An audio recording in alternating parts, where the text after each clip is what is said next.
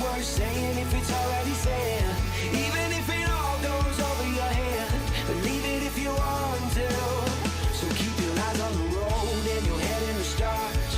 Follow it down the rabbit hole just a little while longer. You can change anything if you want to. Sing it like ooh, if you want to. Sing it like ooh, if you want to.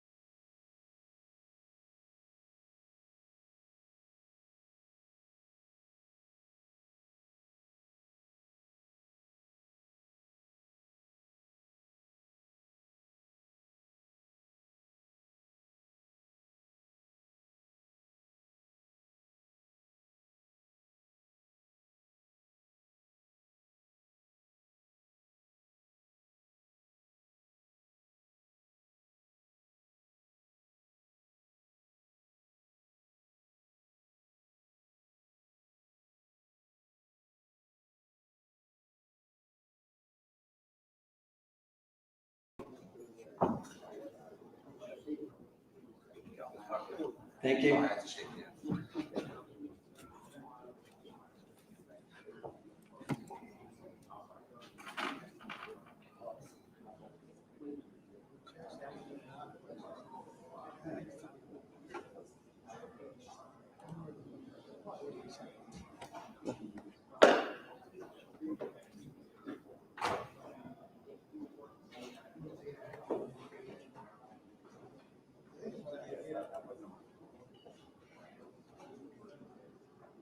Let's start something. Good morning, everybody. Morning. My name is Seth Shore. I'm the CEO of Fifth Street Gaming, visiting here from Las Vegas. Fifth Street Gaming, we own and operate casinos, sports bars, restaurants, mostly in Nevada. In 2015, our casino took the first legal esports wager in the United States. It's going back 7 years now. You can't make this up.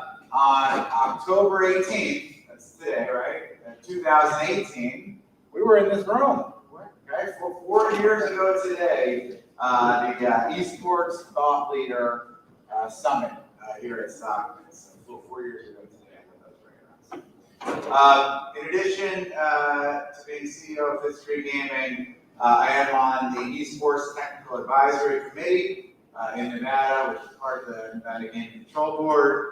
I sit on the board of GameCo, we referenced earlier, also Skills, which is a mobile esports platform. And the position that I find to be most interesting is I am an executive in residence at the University of Nevada, Las Vegas. I love being in academic environments. I don't think you can find any city in the United States that is cultivating innovation that doesn't have a strong university system. Universities play an important role in innovation, arguably the most important, the most stable. As we talk about esports and esports betting, commercial organizations, companies are very fickle. And it's the university system that has long-term stability and fosters long-term innovation and growth. As I mentioned, I was here 4 years ago. We're going to talk about the long-term commitment that is needed to find esports place in the gambling environment, the casino environment, which we're going to talk about today. So last night was great. Talked about a lot of things. We're going to get very focused today on esports betting. We're here in Atlantic City, right by the casinos. That's the piece that we're going to focus on. That's the piece that I hope many of you are interested in. Also want to let you know that we are going to do Q&A. So I'm telling you that now, so you can think about questions. Because when I ask for questions, if I get like no hands, it's going to be very disappointing. Remember, we're in a university. It'd be very bad if the teacher asks for questions and everybody's silent. So I want to know what you guys are interested in, so we're going to spend some time on that. All right, let's move on to our panelists. We already met you, Anthony, so we're going to move on to Anthony too. If you could just give us a very brief background as it relates to esports and esports wagering. Sure. I guess this thing is just, as Seth mentioned, we were here 4 years ago at the Esports Thought Leaders Conference. I'm a local guy. Esports is something that my company started taking on about 4 years ago. We've been working with the New Jersey Assembly, the YA 637, and the amendment that's coming up with CTEN and Fox Rothschild. We've been very instrumental, as much as we can be, in establishing esports throughout the United States as well. I chair the Esports Trade Association's regulated video game and esports wagering committee with Eric Weiss, who couldn't be here today because of COVID, unfortunately. He did send me a sick, actually. And part of what we're doing is educating people and at the same time developing the roadmap. So we are developing the processes and the framework and understanding how it's going to work. And it's a tough job. There's a lot of different groups. We're basically taking two industries, three if you count the tech industry, combining them together, so video games, iGaming, and the tech industry, into a very complicated, well, it's complicated to me anyway. We're trying to create a simple version of how this works, but there's so many different things to consider. There's so many different kinds of games. There's so many different types of wagering that you have to take into account, and whether it's skill-based or peer-to-peer or third-party wagering. It's a lot to take in. So part of our journey over the last 4 years is getting all that stuff together and also creating a framework to promote it. So we'll be launching Esports Illustrated next year, which is a partnership with the Arena Group and Sports Illustrated. And part of the reason we're launching Esports Illustrated is because we want to create a mass market media vehicle so that people know simple things like what's going on tomorrow, what team should I watch, what are the big events, who are the industry leaders, who are the best players, best teams. As part of that database, the database will be a player database starting in the collegiate and then moving into the pros. This will be the first national collegiate database. From that, I would assume some companies will want to take that database and create wagering lines from it, but the intention is to standardize esports across the media side and standardize esports across the wagering side. CJ Fisher, I'm a partner with Fox Rothschild here in Atlantic City. I'm also co-chair of Fox's National Gaming Department. We represent a variety of stakeholders in the gaming industry with licensing, compliance, and regulatory matters. So anything from casinos, sports, and iGaming operators, service providers like data and odds providers, sports betting context, manufacturers, table games, slot machines, investors in the industry, and specifically for esports, we represented operators, companies like Anthony's company, odds providers, as well, specifically related to esports. And as it was alluded to earlier, when you're talking about your esports wagering on third-party events, there's a lot of overlap between sports betting, because really it's another event. Rather than an NBA game, an NFL game, an MLB game as your event, you're talking about an esports tournament or what have you as your event. So that's kind of how a lot of states are approaching esports wagering. And you start talking about licensing and regulatory compliance issues, there's a lot of overlap with sports betting. I think we'll probably touch on that a little bit more. Yeah, for sure. I think that's a great segue. hopefully everybody is on the same page, especially after that last great panel. Esports is massive. I think we all know that. When I spoke about this like 6, 7 years ago, I really had to start with Esports 101. How big it is, what it is, and that. We all agree it's massive. And being here today, representing the casino industry, we're still trying to figure out how to leverage that very wide audience and integrate it into our casino resort experience. I think Ari asked a few questions around monetization, and there was a lot of talk about sponsorships, and that is a big piece of the esports ecosystem economically.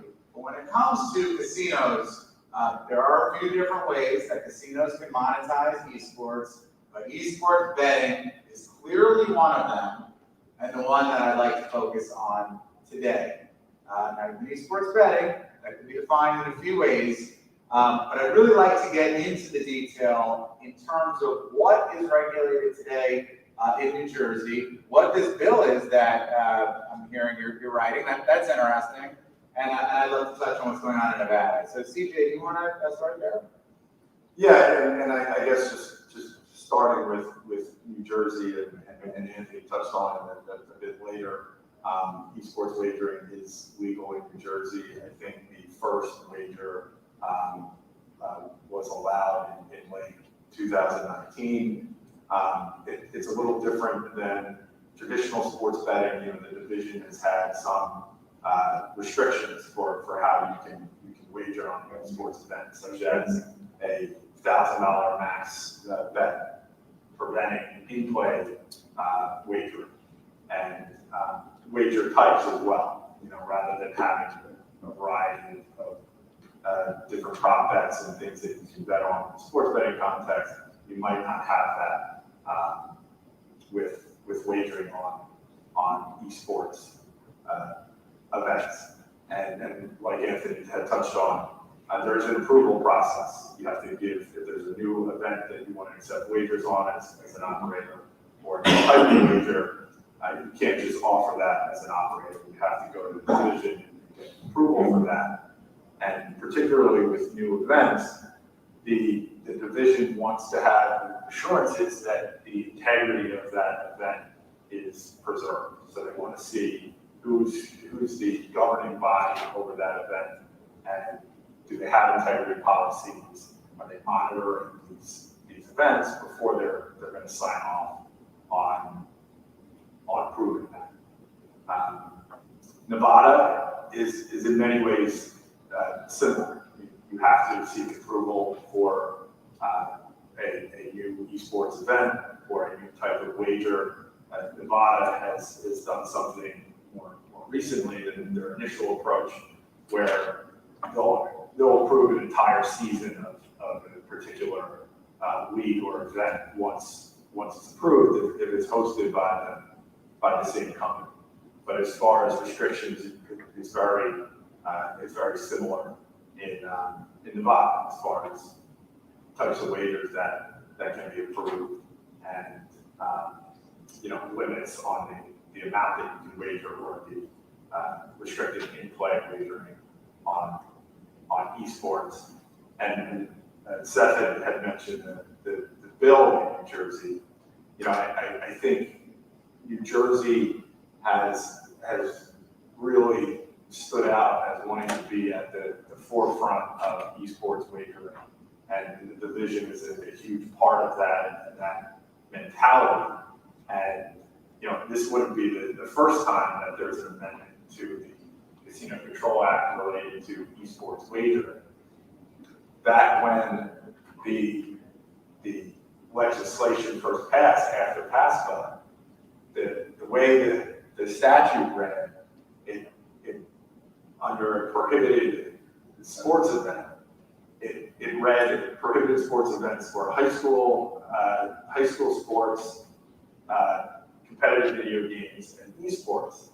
And a lot of people interpreted that as being 3 separate prohibitions: that high school sports, you can't bet on that; esports, you can't bet on that; competitive video games, you can't bet on that either. So initially there was a lot of confusion over how this should be interpreted. The division fortunately put out some regulations to clarify that high school qualified each one of those things, that really the prohibition was just high school sports, high school esports, and high school competitive video games. That was later codified in statute in 2021, just to remove all doubt. And as Anthony too alluded to, there's currently a bill that made it out of committee that is going to further open up the market. In part, the bill would allow separate skins for esports operators. So currently, casinos in Atlantic City and racetracks have esports skins, and each one has 3. And that, if you're an operator trying to do B2C esports wagering, you would need to get one of those skins, and there's not many left after the last 5 years. If each casino and racetrack only has 3, there's just not a lot of availability to get access to the market, which by default can serve to stunt the growth of the esports industry in New Jersey. So by creating a new set of skins exclusively for esports and putting that in the pocket of a casino or a racetrack, you're opening the market to a broader esports environment in New Jersey. So that's part of what the amendment would do. That's interesting. So being a licensee both in Nevada and New Jersey, I do hold these jurisdictions, I do see them as the gold standard of regulation. I think hopefully we all agree on that. And it's great to see both jurisdictions being progressive, taking that leap of faith, introducing some type of esports betting. You got to start somewhere. Now, as an operator, I'll tell you right now, it isn't good enough. The process is similar today in Nevada as it is in New Jersey, and I've gone through that process of applying for various esport events, and it's a clunky, inefficient, backwards, not good process. I'll go on record as saying that. Better than nothing. So that should be noted as well. And certainly in 2015, I was excited when the Nevada Gaming Control Board was even open to taking esport wagers. But that was 7 years ago. The process of educating the regulator on each and every tournament, having to get the regulators comfortable with the governing principles of that specific tournament, getting a wager approved, and then having to do it all over, a few months later, is not efficient. And it's one of the many reasons why casino operators have not embraced esports. They don't, A, have time for that, B, they don't even have the expertise to identify those events. In Nevada, we are in the process of recommending some changes. So the Esports Technical Advisory Committee was set up in January of this year by the current board, and which in and of itself shows that the current board is taking this very seriously, right? They realize what they know, what they don't know, and they curated a group of experts, some from the gaming space, betting space, technology, from the developers. We actually have representatives from Activision Blizzard on this board, so the largest game developer in the world, right? That's a pretty good coup. On this board, making recommendations so that the game control board can make changes. The recommendations that will likely be made next week are to whitelist tournament operators and game developers that are operating their own tournaments, where sportsbook operators will not have to apply, but can just take wagers on these events. Now, there are a list of requirements that the Nevada Gaming Control Board is telling said operator that you guys better make sure that the integrity is there. You know, you better make sure that the results are posted on a national publication, which is a requirement for any professional sport. So on and so forth. There's about 7 or 8 requirements. I happen to think that's a great approach. If an operator is licensed in the state of New Jersey and Nevada, we've already approved them as a licensee, that they can take on responsibility of making these decisions. And of course, if they don't, then they'll be penalized with penalties, just like any time an operator fumbles and makes a mistake. So it's a very different approach.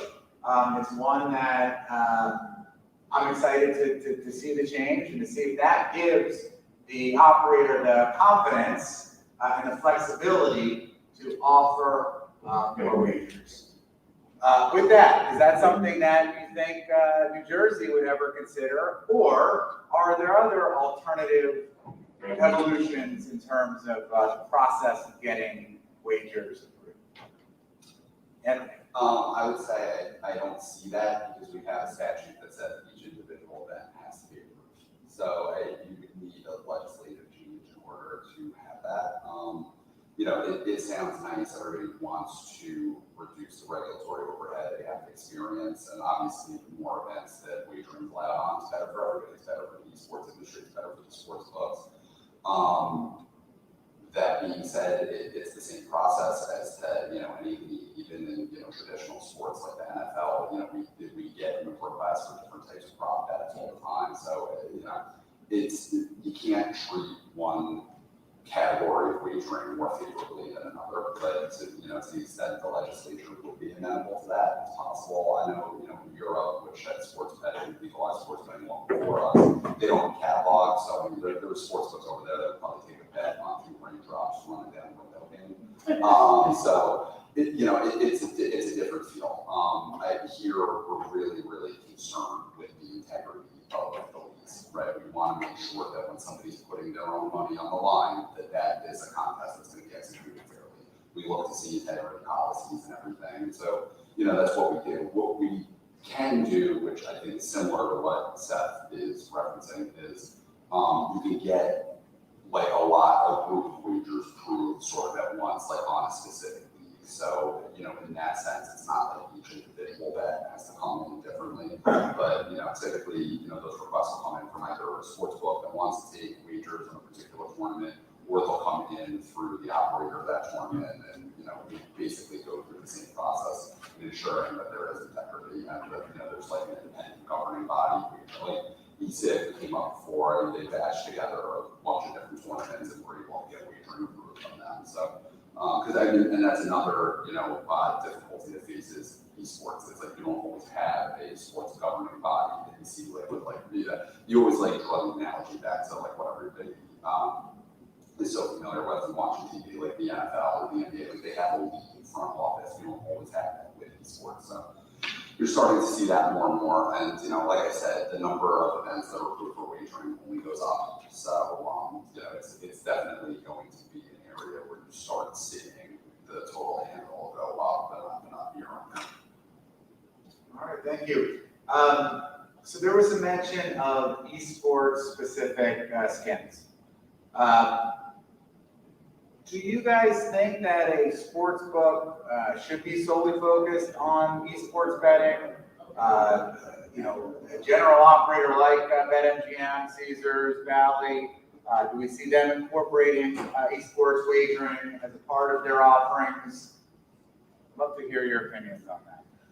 Yeah, I think when we take a step back and look, what are we trying to achieve, right? So I live here in Atlantic City. You know, my dad opened one of the first casinos here, resorts, and we've been here since that time. And one of the things you see is the clientele. You know, I think Larry already said earlier, the clientele is aging up, and one of the things that I've seen in the casino industry, and I heard this from D2E, was what are you going to do to accommodate future younger generations? And the question said, well, no, eventually as they get older, they'll stop playing slot machines. They won't. That is what they said. It's ridiculous, but that's what they said. And that's, you know, I call it the Titanic. Like, everyone sees the Titanic heading toward this iceberg, and nobody does anything about it. because that's somebody else's job, and I'm not gonna risk my job. This is the reality of it. And if we don't address the reality of things, we're all just wasting your time at a panel trying to look smart, right? The clientele has changed, and it has changed. One of the biggest generational changes, as part of my job, because I do all of the intellectual property to study generational change. The biggest generational change maybe ever is millennials and Gen Z, especially Gen Z, are completely different society than what we were used to. Right? So I raised two of these beasts, and the reality is they're actually not beasts. They're actually nicer. They're more group oriented. They defend each other like none of us ever did when we were to be, at least the Gen Xers were like fighting each other. But these guys are different. And they grew up with a generation where from day one there are iPhones or some sort of digital device, right? And there's this thing called agency, the ability for you to have an impact on what you're experiencing. So 70% of a casino floor is a slot machine. You hit a button, something happens. And psychologically, these things have powerful effects. But for the younger generations, they expect to do more than just hit a button. They want some sort of influence over the outcome. Even if it's not a direct influence, they want to have some say. And when they see these slot machine products, they're not going to age up into 45 and 50 and just dumb themselves down. This is not a product for them. So as you see, we were talking to a casino operator recently. He said, my average customer is 55. What are you doing to bring somebody else in? Well, we did an Esports event, and then as soon as the event was over, they went home. And so Esports doesn't work. I said, well, as soon as they don't change because they come in to see an Esports event or a concert of some younger musician. They are still the same people behavior-wise. So unless we accommodate the casino industry and the wagering industry to their habits and their behaviors, it's going to go away. That's it, right? That's it. And so what we're doing in our company, and I know Seth is doing, and Seth talks a lot about this, and I follow him on LinkedIn, which I suggest you do, because he has very good LinkedIn posts, is we have to start looking at different ways that behavior impacts different generations, and we have to modify the wagering product to meet those behaviors. And if we don't, the casino industry will start to fall off the cliff, right? And that's just I know it's kind of exaggeration, but it's really not. It's us taking the time to understand how society has changed. Part of that is understanding also responsible gaming, right? Responsible gaming is something that was, the states of New Jersey and Nevada, they put responsible gaming rules in to protect the gamers. Responsible gaming for the younger generation is a requirement because they take care of each other. And if the company doesn't have proactive responsible gaming, these younger generations don't trust companies to begin with. Right? They already don't trust corporations. So if you don't have a responsible gaming arm of your company, they'll trust you even less. So being engaged with the customer on a whole different level than what companies are used to is part of the changes you have to see the casino industry make. Yeah, that's really interesting, Anthony. And I do agree with your sentiment. However, I do think that there is a bit of a hybrid approach. So first of all, as a casino operator, the good news is I do think every generation, they do get that endorphin hit by winning a game of chance. I mean, Dave & Buster's wouldn't exist. It's a casino for kids, by the way. We haven't figured that out. But how do we incorporate gaming culture into our casinos so it's more relevant to future generations? And how is the thing that we integrate, how is there revenue associated with it? The casino is never going to integrate something that doesn't have a commercial application and revenue tied to it.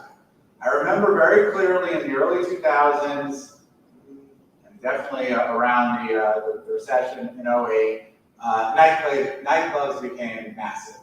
And it was a way of tapping into a younger audience. I mean, there was a time, I'm sure many of you remember, where nightclubs were not a thing in the casinos the way they are today here in Atlantic City. But the reason that those did well is there was a direct revenue component overnight And casinos were already accustomed to serving drinks and an extension of something that we did.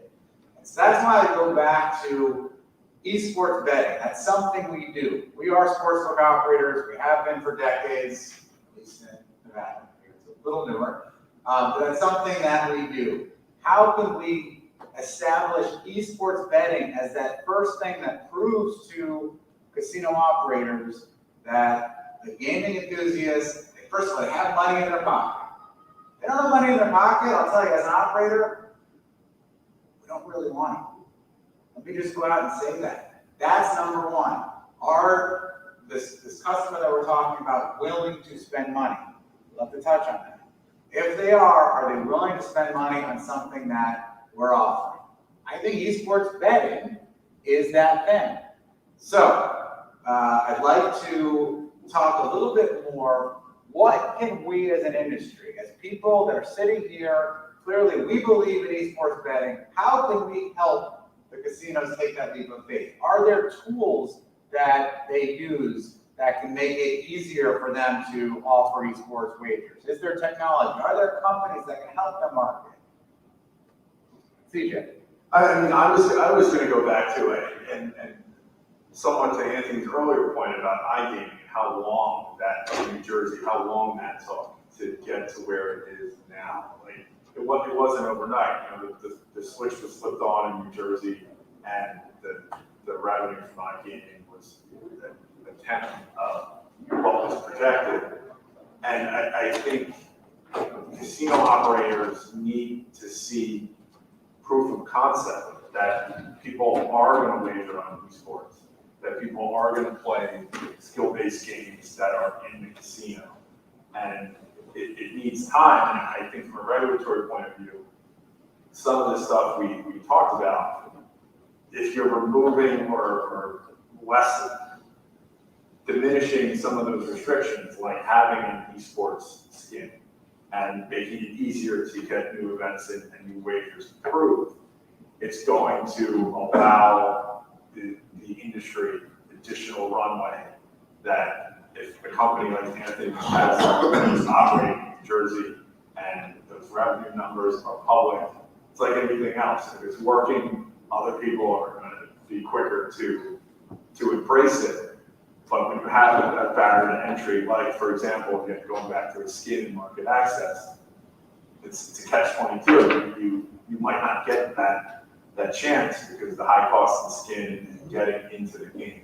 So I think from a regulatory point of view, there's different things that the industry can do to help, like I can, help the industry get started. It might not happen overnight, but I guarantee you eventually, particularly with esports, give it a couple of years and it's gonna keep going up and from there. New Jersey's been great. I mean, New Jersey, the Assembly, New Jersey, the DTE, everybody's been absolutely fantastic. The issue is we've had some failed starts, right? The Esports Entertainment Group, when you don't advertise an event, nobody wages on it. That's obvious, right? And we've had, when the Esports Entertainment Group got their license, the Valley's license, there was $10 million, right? So we can't, because my interest is not just the G3, my company, but also the state, because I live here and we raise our kids here. It's how do we make Atlantic City, the new Atlantic City, to appeal to a new demographic? And to Seth's point, he's on the, I think you're one of the advisors to Skills, right? Skills, online wagering, that kind of stuff is exactly what we're doing here with the DGE and our company has been working with the Assembly's been working with, and that, like CJ said, it's going to take a little bit of time to get established, and the rules are a little vague, and we're trying to define what is an event and what is all those kind of things, right? But when it comes to the casino floor, which you have a lot more experience than any of us here up here, the reality is it's really hard to just put up an area for casino gaming and say that's for gamers, right? Because the success, I was this is an advisory group for Dave & Buster's years ago.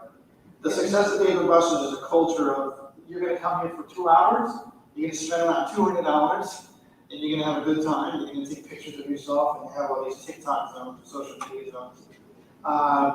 They know what they are, and GameCo and Gamblet and I know you know these terms, gamblers are a lot better than GameCo. They just, they had machines and they were unproven. They put them on the floor by themselves, and people really didn't know what to expect. And here's an arcade machine, I wager on it, I don't really know the rules, and it's all just confusing. And we can't expect that to work. It just won't. So how we create these sort of centers for casinos is something that we are working on. I mean, as Jim knows, we've done events here, and room nights, those are easily accomplished. People need to stay somewhere, and we'll be able to figure that out. The trick is, how do we get them to engage with the product on the wagering side? So to do that is a much more, it takes more work, and I can show you illustrations and images of what we have in mind.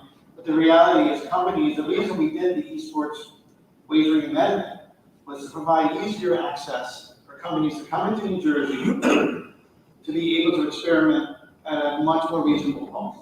Right? The Esports Innovation Center at Stockton, the whole purpose is to bring in new technologies and bring in new companies that are also going to be part of that innovation. Right? So I think New Jersey has created an ecosystem where those companies and those processes will be developed because it's a very friendly environment for them. We're also talking to the state about potentially incentives for companies to be able to come in and potentially get a tax write-off. We don't know. But this is the kind of environment that New Jersey has always pioneered on, and the DGE has been, I couldn't say partner, but what they have done to open up the space and really almost recruit companies like ours into the space is really the start of it. The assembly is back, everything you guys have done, and I'm very happy that we're a New Jersey company. I think we're going to figure it out. Yeah, I'm sure you will. And to be clear, as I said earlier, I'm very proud of what Nevada and New Jersey has done. Regulation takes a long time. By the way, I've been, remember not that long ago when regulators in Nevada wouldn't even, give this thought the time of day.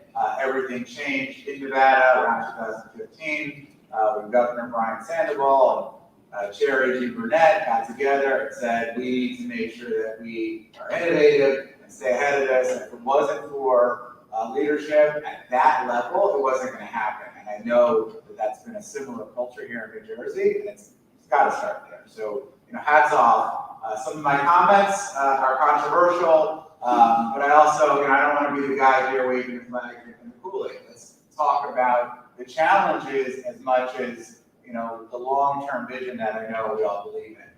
Also, as a land-based operator, I clearly believe in driving traffic to our land-based casinos. That's what differentiates Atlantic City and Las Vegas. That's what creates jobs. That's what stimulates the economy. It's great.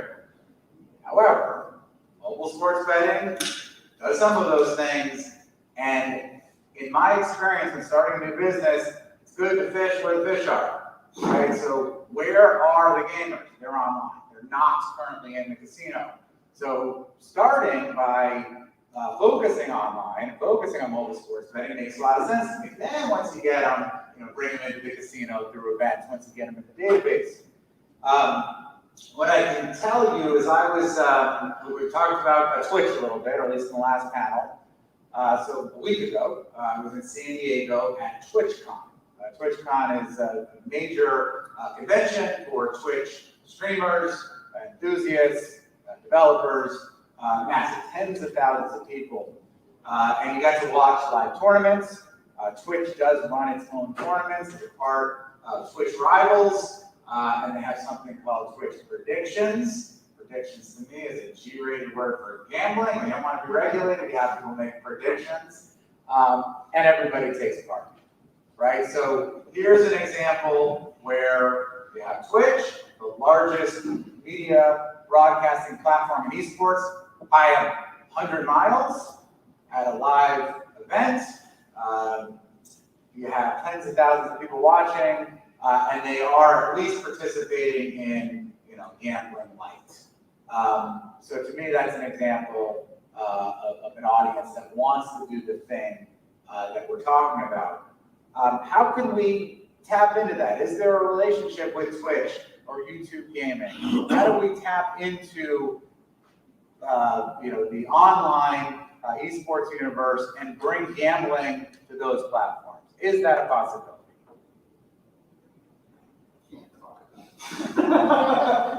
Yes, it is a possibility. I mean, yeah. I guess it's weird because I mean, like it's a fun panel. We are working on exactly that. Right. And I think that they Do you guys want us to sign off an NDA? Or that the answer better? Eventually, I think we'll announce what we're doing. But I mean, one of the things, Amazon is one of our big strategic partners. Amazon owns Switch. And one of the things that people have been looking for. So if you can imagine the fact that ESPN is dwarfed by this other thing called Twitch, right? Like on a nightly basis, I think there's anywhere from 3 to 6 million people on Twitch at any given moment. Like, million people like right now, right? And what that means is it's a decentralized video processing, right? So instead of having this event, that event, this event, there's like thousands of things happening at one time. Some of them have one person watching, some of them have a million people watching. Now imagine if you take that and say, okay, now we're going to play a game, and the person that wins this game on this channel is going to get a peer-to-peer prize or a top score prize or something. And as soon as that's over, we're going to do it again and again and again. It's all KYC verified, everyone's over the age of 21. The kind of wagering I mean, it's kind of similar to like online wagering now with casino dealers, but now with video games. So instead of playing blackjack and poker, now we're playing Angry Birds, or we're playing, Connect 4 or Candy Crush, right? So if you can imagine that environment is coming, right? And that's going to create a lot of excitement. And I think that it really accomplishes two things. One, there's going to be wagering handle generated, probably a lot of it, because now you're wagering with friends. We like to call it real money video games, because I think it's a better word for what we're doing. Right? Sort of like the Dave and Buster's model. Like, you're right, Dave and Buster's is sort of like gambling. But if we use a phrase, I think we should adopt this. Real money video games, it's a safer way to sort of bring the idea of just having a good time. Right? But real money wagering, we have the people engaged on a one-on-one basis sometimes with the dealers, people that they follow, streamers that have sometimes millions of followers. It's going to be a really big thing that accomplishes the wagering handle and also grows the media space. So in a certain sense, it is an event and a wagering event at the esports event and a wagering event at the same time. How do you guys feel about those kinds of things? Well, you can't have wagers on the event itself when the tournament's held here. So, you saw that the issue that happens, which I touched on earlier, is when you have the sports governing body is also the tournament sponsor. So it would be the same thing as like the NFL trying to take sports bets. So you don't have that when you have the tournament here. So EDG encountered that when they had the tournament back in March. What I can say is what I think we will start seeing in the future is actually cross marketing. So we've been bringing up a lot of the analogy between internet gaming and some of the challenges we saw when that was first legalized versus where the industry is today. So one of the theories that is there was that there's going to be cannibalization, right? So Atlantic City's customers, instead of coming down here, they were going to play online, and that was really going to grow the gaming industry itself. You were just going to shift customers from coming in instead of staying home and betting on their phones. What happened was, instead, casinos were able to cross-market to those people. It's like, oh, wow, you really like a lot of games at MGM. Why don't you come down and stay a while? And so there was no cannibalization. I think now you see like EEG as their own esports focused sports betting website in partnership with Bally's. They're going to be able to market, and they might be able to bring people down here as well. I think also too, as you see the traditional sports books accepting more esports wagers, they'll be able to market also and bring people here as well. I think the larger message to just keep in mind is that this will take time. It doesn't happen overnight, and it could be years. So it's just about being patient and watching the little acorn grow into a tree. Yeah, I think that's a great point. Good news is esports is only going to get bigger. This is not a fad. We're not missing a window. I think good things happen to those who wait. Ari, is this, we out of time or a few more minutes? You have like 5 more minutes. 5 more minutes. All right. So The review, we've established. David Buster's is an illegal casino. Esports is massive. No, just kidding. Maybe take some questions. Yes, that is where we're headed. So, questions from the audience. Give you warning, so please, somebody have a question.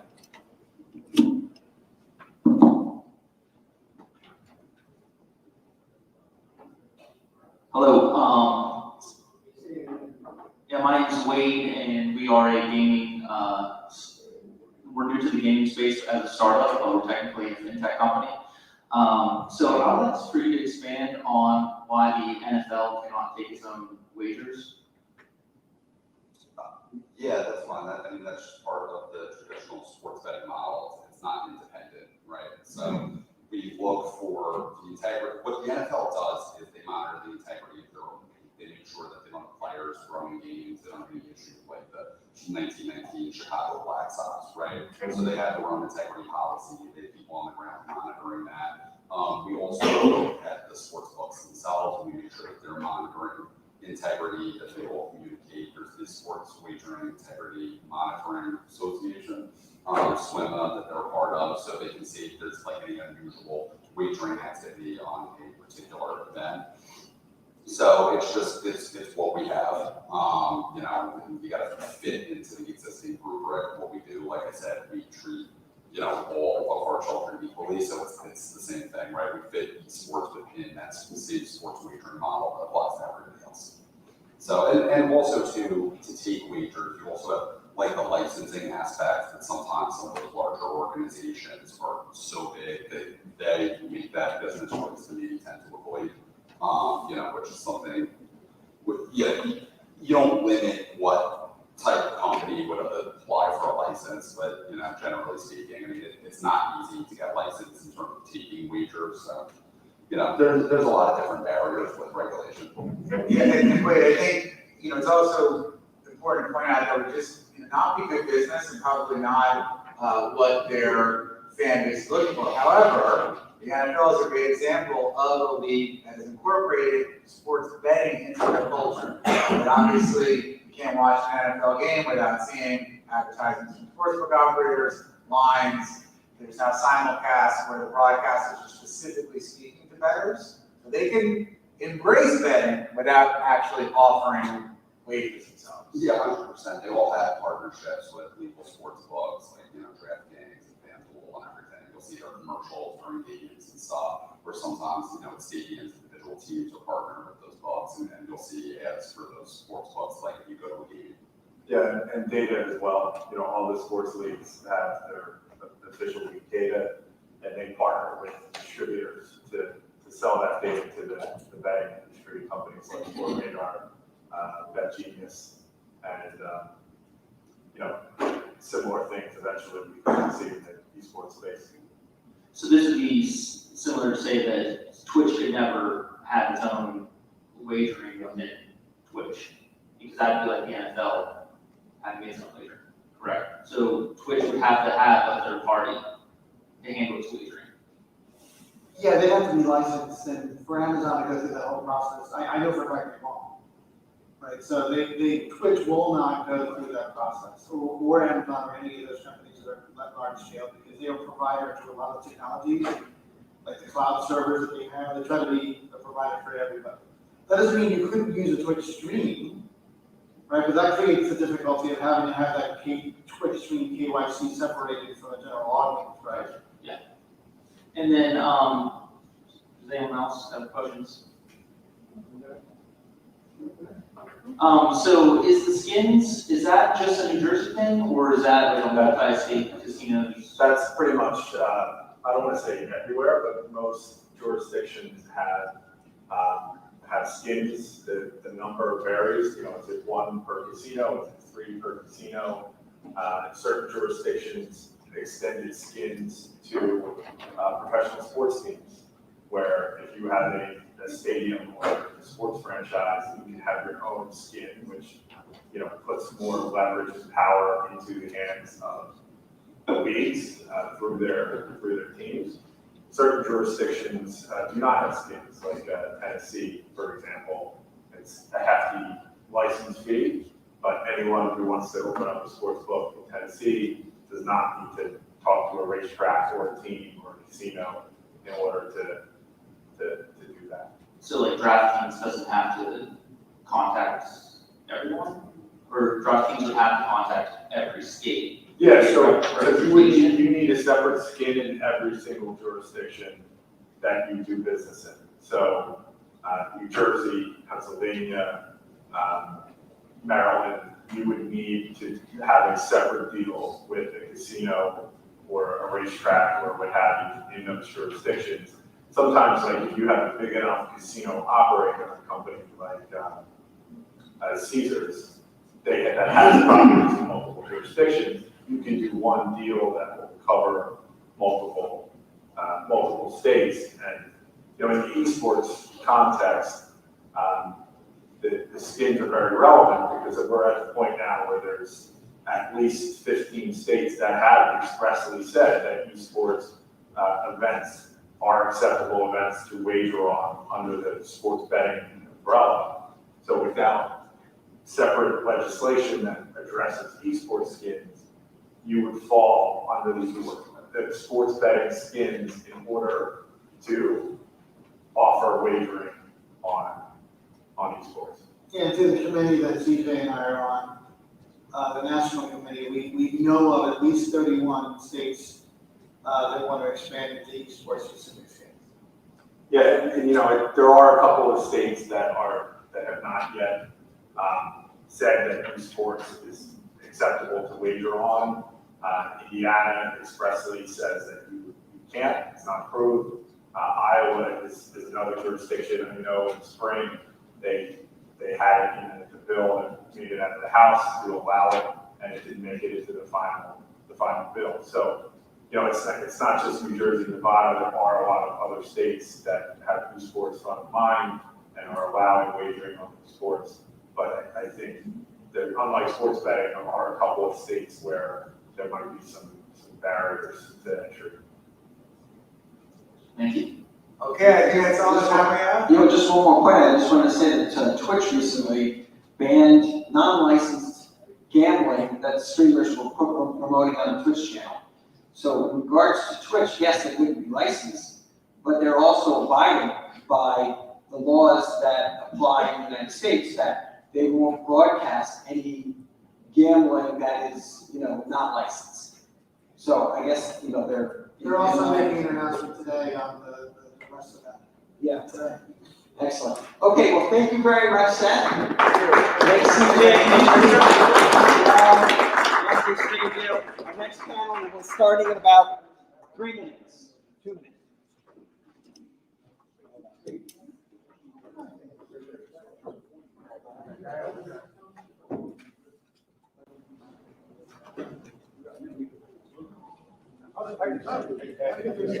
Yeah.